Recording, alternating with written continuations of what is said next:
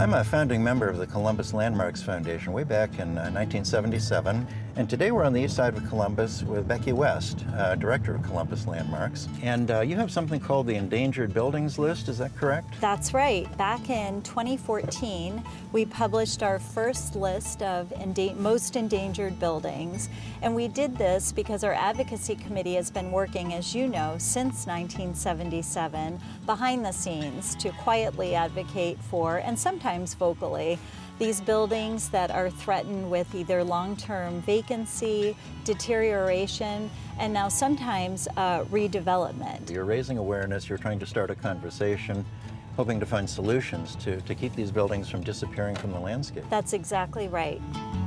We're visiting one of the endangered buildings, which is the former Holy Rosary Church, a Catholic church built in 1916. It's part of a complex of buildings on East Main Street. A wonderful piece of architecture, but with a somewhat clouded future, I guess you'd say. And we're going to stop and have a look at how things look at this site today. So this building was the school, the high school, isn't that right? That's correct. And it was built when? Well, this is the newest of the buildings that we'll see today, and this was built in 1928, and it was used as Holy Rosary Catholic High School until I think the mid-1960s. Oh, look at that entrance. How much do you love that door? door? Oh, the ironwork in the window. Beautiful. Yeah, the paired doors, it's really nice. Yeah, it is. Then there's the church, spectacular And then we have building. this incredible, magnificent church building. It was built when?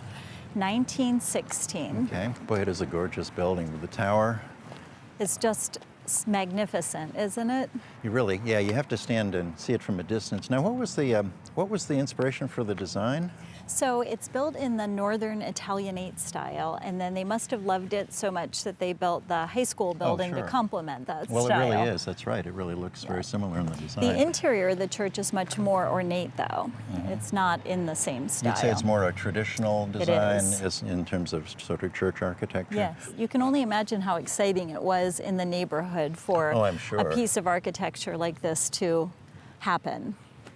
And when was it last used? When was the church last used by its original congregation? By its original congregation in the 1980s, I believe. And Rock of Faith Baptist Church has owned the whole campus ever since that time. Okay, so that organization took it over right away and continued its use as a church. So it's never really been empty or abandoned. It hasn't. Some of the buildings that are associated with it don't have uses right now. That's correct. Okay. So we have the high school building over here. What's this building? So this served as the convent later. It was originally built as a church and school, just probably a temporary structure so that they could build the big church.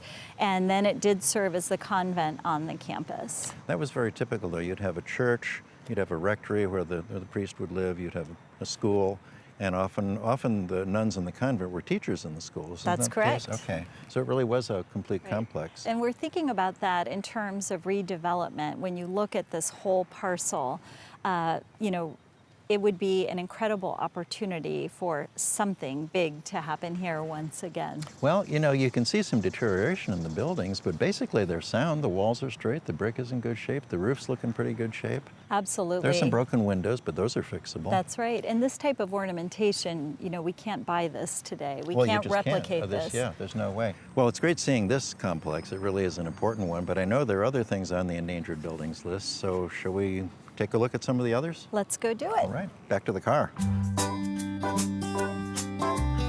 The next building is known to many as the Salesian Boys and Girls Club. Most recently it was the Bosco Center, but originally it was the Knights of Columbus. That was a headquarters building for them, a meeting hall? That's correct. I think it was a headquarters, auditorium, and an athletic club for the KFC. And it was designed by the preeminent architecture firm Richards, McCarty, and Bulford. That was an important firm historically. They did a lot of important Columbus buildings. Absolutely. If this building reminds you of the athletic club, that's why. It does look a lot like it. When was it built? Do we know the year? So it was 1927. Oh yeah, that's a great building. 5 or 6 stories, terracotta trim, big brick walls. Nice building.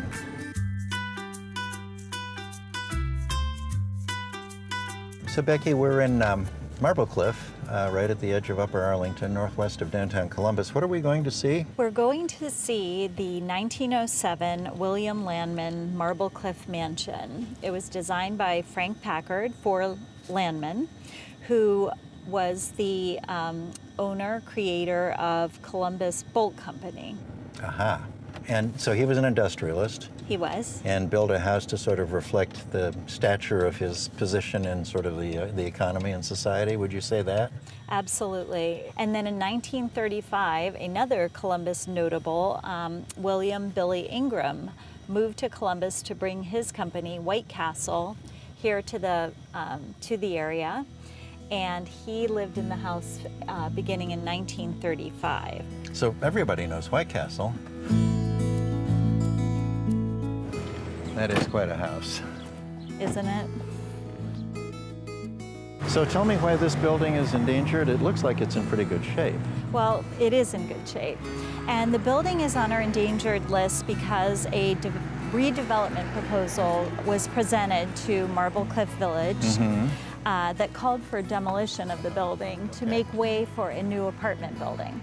So again, it's a case of if nobody's looking at the building, they're looking at land. They were. However, fortunately, there was a very robust community dialogue led by the mayor of Marble Cliff and their village council, and many of the residents came together and they gave the development team some feedback.